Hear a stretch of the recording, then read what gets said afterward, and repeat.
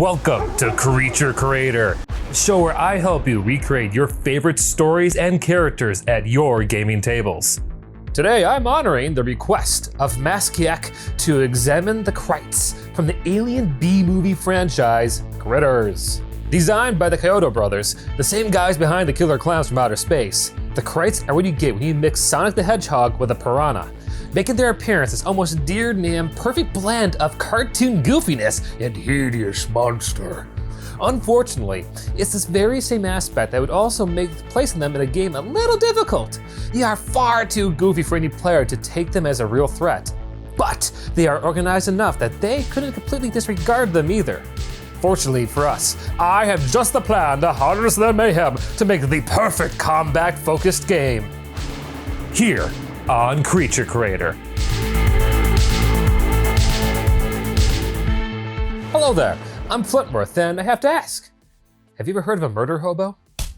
No, not that kind of hobo. I'm talking about the players who don't give a shit about your world lore, your big bad, or any MacGuffins they should be after. You know, the kind of players who rather drift from place to place, fighting and looting anything they come across. Like there is something out of a South Park gag. Those kind of murder hobos. Normally, such players are condemned by the tabletop community at large. But after watching Critters 1 and 2 for the first time this week, this crazy thought slowly dawned on me. In the films, these hungry space gophers are pursued by a pair of shape-shifting bounty hunters, who in the first film alone barely skim over the background of Earth, care little about blending in, and brute force their way through any and every roadblock on their quest to kill the Crites. Now, who does that sound like? If the similarities in their actions weren't enough, the hunters even take on half-baked appearances, just like an impatient player just going with whatever was laying at their side during character creation. Apologies to those who legitimately took the time to design their characters to look like a rock star or a girl from a Playboy centerfold. You do you. But this doesn't change my opinion that if you are ever in the market to intentionally run a game for a party of murder hobos, or maybe a one-shot for those looking to experience a little break from their usual campaign, then you couldn't ask for a better adventure hook than your own brand of Critter Hunt. Just picture it, the game begins, and you tell your players that a pack of carnivorous guinea pigs have made their way to an innocent town. Their mission? To seek out and destroy every last one of the murder tribbles by any means necessary.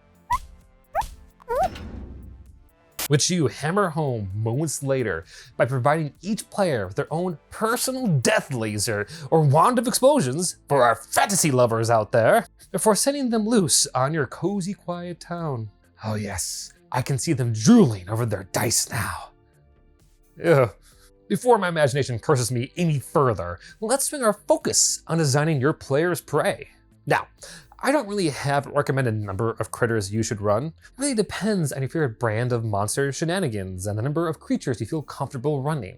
However, there are several rules that I would recommend adhering to if you wish to do the Crites proud. For one, your critters should have the constitution of a cartoon. For the most part, Crites are practically made of rubber and can bounce back from almost any injury, especially when they are caught up in their own shenanigans. That is, unless they are the butt of the joke.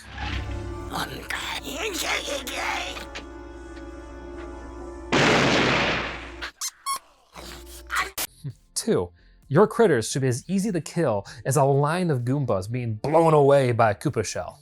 Of course, that's if your players can actually land a hit. Speedy little jerks. And 3, your critter's greatest strength really should come from their numbers. The Crites are not terrifying for their bottomless stomachs, their intelligence, or even the rows of their nasty big pointed teeth. No. Those are the kind of traits your players will laugh at, or even try to emulate themselves when designing their bloodthirsty bounty hunters.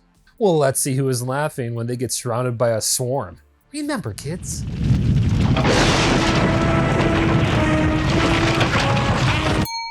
Teamwork makes the dream work.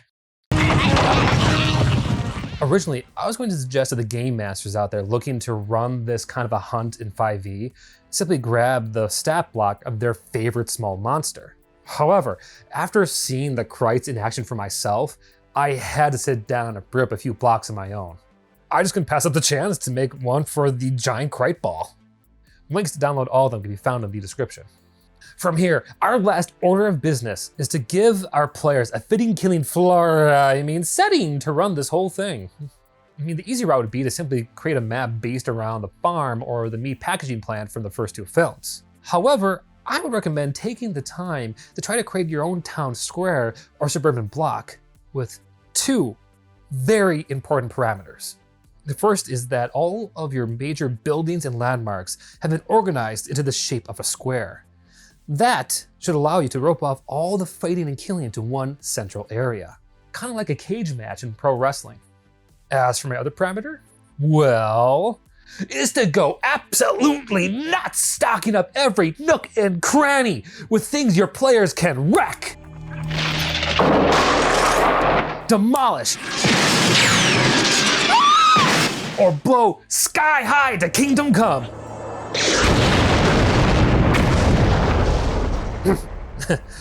I think you get the idea. And even if running a murder hobo game really isn't your thing, I could totally see you slip in a Critters encounter into almost any, serious campaign. All you would really need is to establish an endangered Norman Rockwell-esque family for your players to save, and you'll be all set to rock. As for me, making this video has made me hungrier than the Crites, and if I want to beat the lunch rush over at the Heifer, I should get going. Catch you later.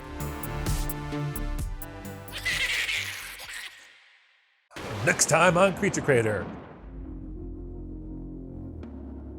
On the 20th day of the month of November, late into Creature Creator's fooding month, Flintworth suddenly encountered a deadly threat that he knew he had to analyze. And this terrifying threat surfaced as some of our favorite monsters often do, in the seemingly most innocent and unlikely of places. Hey, thank you so much for watching today. It means the world to have you still here, and thank you for watching to the end. If you have any suggestions on future videos, please let me know. I am looking for new ideas for the upcoming new year, and if you haven't already, consider liking, subscribing, or even sharing this with your friends. And if you don't, no worries, you're still beautiful and I love you either way. Take care.